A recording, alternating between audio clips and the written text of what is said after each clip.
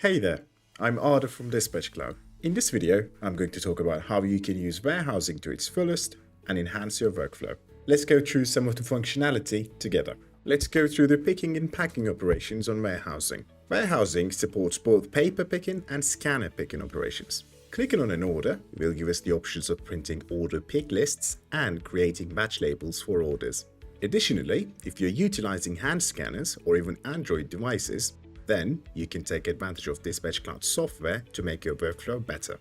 To do so, all we have to do is click on an order, or multiple orders in this instance, and create picks. The system will automatically allocate the orders and give you your pick options for single and multi-picks. These include order by order, bulk and sort for single orders, and an additional third picking option for multi-picks. Afterwards, our pick is created and we are given our pick number. We can then assign the user to do the picking by navigating to the Picking tab under Dispatch.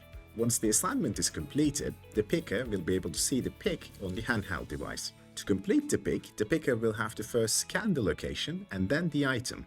Optionally, the container can also be scanned as the last step.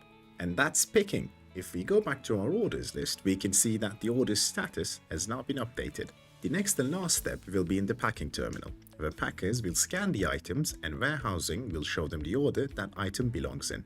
Scanning all the items will forward the packer to the label generation page, from which a label can be easily printed and the order dispatched. Most of the options throughout this flow can be customized or automated via the system settings or predetermined rules.